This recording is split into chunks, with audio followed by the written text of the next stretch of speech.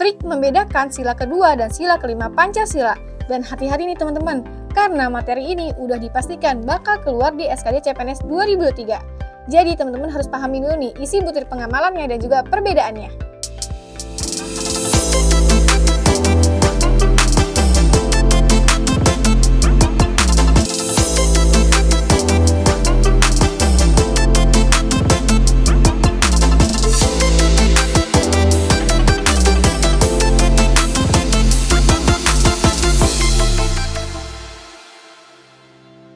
Assalamualaikum warahmatullahi wabarakatuh.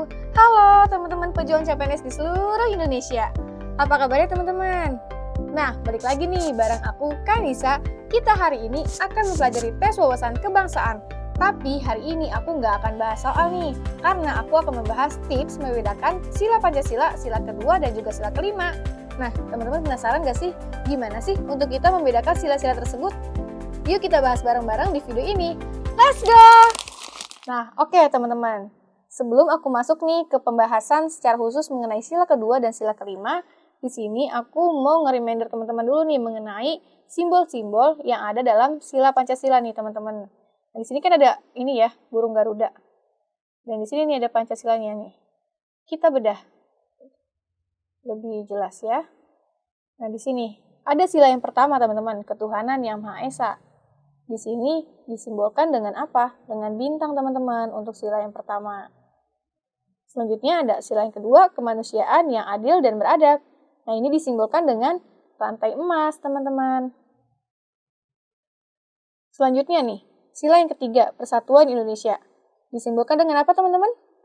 Benar banget, dengan pohon beringin. Kemudian sila yang keempat nih, kerakyatan yang dipimpin oleh hikmat kebijaksanaan dalam permusyawaratan perwakilan. Nah, untuk sila ini disimbolkan dengan kepala banteng, teman-teman. Dan untuk yang terakhir yaitu keadilan sosial bagi seluruh rakyat Indonesia. Nah, ini disimbolkan dengan padi dan kapas, teman-teman. Dan hari ini aku akan secara khusus nih bahas mengenai sila kedua yaitu kemanusiaan yang adil dan beradab, dan juga sila kelima, keadilan sosial bagi seluruh rakyat Indonesia. Kenapa sih perlu dibahas gitu ya secara rincinya? Karena di dua sila ini nih teman-teman yang biasanya terkecoh dan juga biasanya sulit untuk membedakan karena di dua-duanya ada kata sama kan ya, ada kata adil, di sini juga ada keadilan. Nah, di sini nih yang bikin teman-teman suka terkecoh nih, kira-kira untuk soal ini masuknya pengamalan sila mana ya? Sila kedua atau sila kelima? Nah, itu nih. Kita akan bahas tuntas di sini teman-teman. Oke, teman-teman, yuk kita mulai masuk ya ke pembahasannya. Untuk pertama, di sini aku akan ngejelasin dulu nih mengenai sila kedua, kemanusiaan yang adil dan beradab. Nah, tadi kan udah dijelasin ya teman-teman. Kalau misalkan sila kedua itu simbolnya apa teman-teman? Yaitu rantai emas, teman-teman. Nah, di sini ada nih butir-butir pengamalan sila kedua sesuai dengan TAP MPR nomor 1/MPR/2003. Ada 10 butir nih teman-teman, bentuk pengamalan daripada sila kedua Pancasila nih teman-teman. Nah teman-teman, sebelum aku secara lebih rinci ya ke tiap-tiap poin pengamalannya, di sini sila kedua Pancasila itu menekankan tentang nilai apa sih teman-teman? Nah jadi di sila kedua ini menekankan tentang nilai kemanusiaan, di mana maksudnya itu adalah manusia sebagai makhluk yang berbudaya, bermoral, dan juga beragama. Nah, di sini teman-teman ada 10 nih, ada 10 butir pengamalannya. Kita bahas satu persatu ya. Yang pertama ada mengakui dan memperlakukan manusia sesuai dengan harkat dan martabatnya sebagai makhluk Tuhan yang Maha Esa. Artinya apa teman-teman? Ketika kita memperlakukan manusia, siapapun ya, itu tidak mengenal batas umur atau gender dan lain-lain, kita harus bisa nih memperlakukan mereka sesuai dengan harkat dan martabatnya nih sebagai makhluk Tuhan yang Maha Esa nih teman-teman. Jadi kita nggak bisa nih sewenang-wenang kepada mereka, gitu ya teman-teman.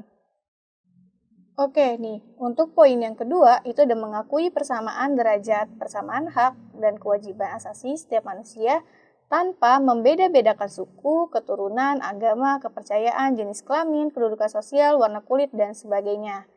Nah, di sini kita harus bisa nih mengakui adanya kesamaan antara derajat, hak, dan juga kewajiban bagi setiap manusia nih. Dan kita tidak boleh nih membeda-bedakan suku, keturunan, agama, kepercayaan, jenis kelamin, kedudukan sosial, warna kulit, dan sebagainya. Jadi kedudukan kita tuh sama nih, meskipun kita berbeda-beda antara suku, kemudian keturunan, agama, dan lain sebagainya, teman-teman. Oke, masuk yang ketiga nih, mengembangkan sikap saling mencintai sesama manusia.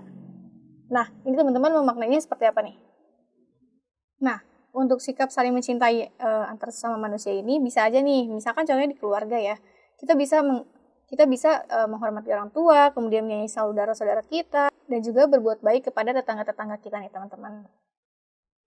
Untuk poin selanjutnya nih ada mengembangkan sikap tenggang rasa dan juga tepat salira.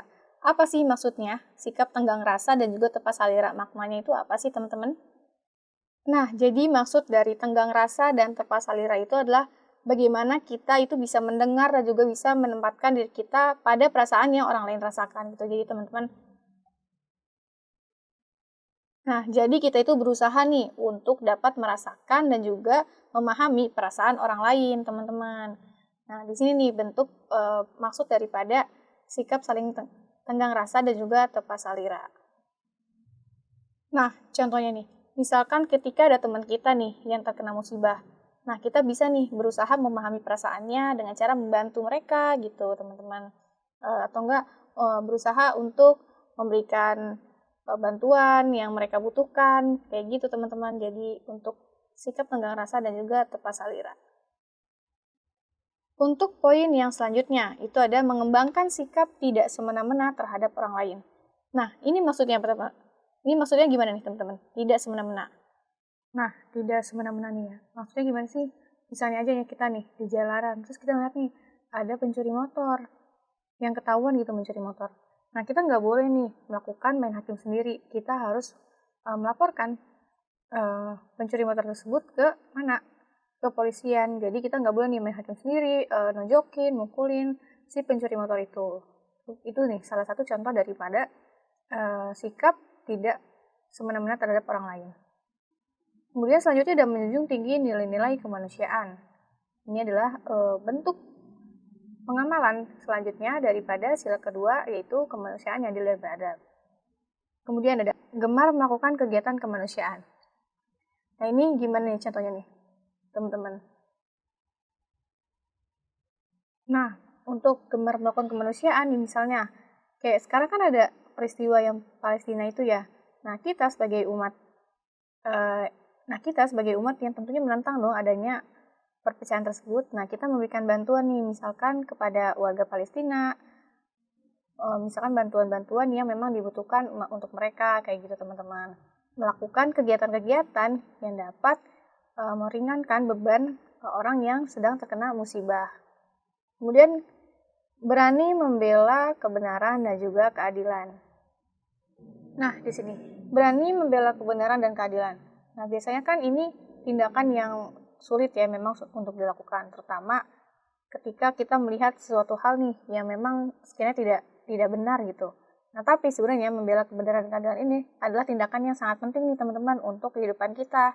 Karena dengan kita berani membela kebenaran dan keadilan, itu kita bisa apa sih teman-teman? Kita bisa turut aktif dalam menciptakan dunia yang lebih baik dan juga lebih adil.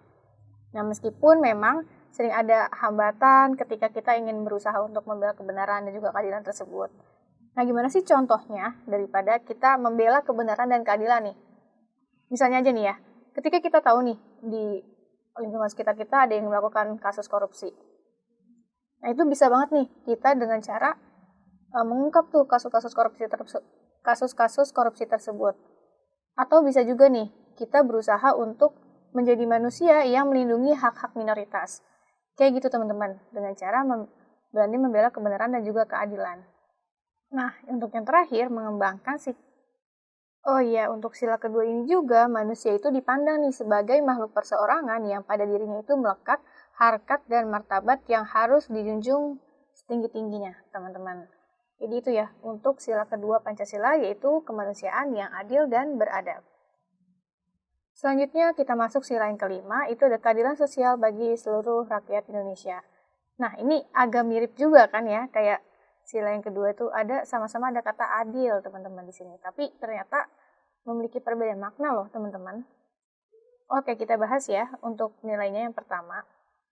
Nah, untuk yang pertama nih, mengembangkan perbuatan yang luhur yang mencerminkan sikap dan suasana kekeluargaan dan gotong royong. Nah, di sini apa? Menyiratkan makna apa sih? Menyiratkan bahwa kita harus apa nih? Kita itu harus mampu nih mengembangkan perbuatan yang luhur dan juga yang memperlihatkan suasana kekeluargaan dan juga gotong royong ataupun tolong-menolong nih teman-teman. Kemudian mengembangkan sikap adil terhadap sesama. Nah, di sini sikap adilnya itu adalah kepada kita manusia secara individu kepada kepentingan umum atau masyarakat luas. Jadi kalau tadi adil di sila yang kedua itu adalah kepada sesama manusia, nah di sila yang kelima ini adalah kepada manusia kepada kepentingan umum, kepada masyarakat luas, kayak gitu teman-teman. Kemudian menjaga keseimbangan antara hak dan kewajiban. Nah ini contohnya gimana teman-teman? Nih kayak kita kan sebagai warga negara menikmati nih fasilitas-fasilitas dari pemerintah, kayak jalanan, kemudian ada rumah sakit, dan lain-lain ya. Nah, tapi di samping kita merasakan manfaat atau merasakan fasilitas dari pemerintah, kita juga harus nih melaksanakan kewajiban kita. Apa sih salah satunya kewajiban kita sebagai warga negara? Yaitu apa? Bayar pajak, teman-teman, secara rutin. Nah, ini nih bentuk daripada sila kelima Pancasila itu ya, yaitu dalam hal menjaga keseimbangan antara hak dan kewajiban. Jadi kita tidak hanya nih menuntut hak-hak kita doang nih sebagai warga negara, tapi kita nggak menjalankan kewajiban kita. Nah itu kan tidak memperlihatkan ya sikap seimbang antara hak dan kewajiban. Kayak gitu teman-teman.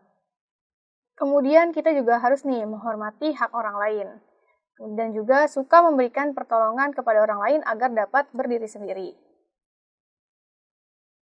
Untuk butir pengamalan selanjutnya, tidak menggunakan hak milik untuk usaha-usaha yang bersifat pemerasan terhadap orang lain.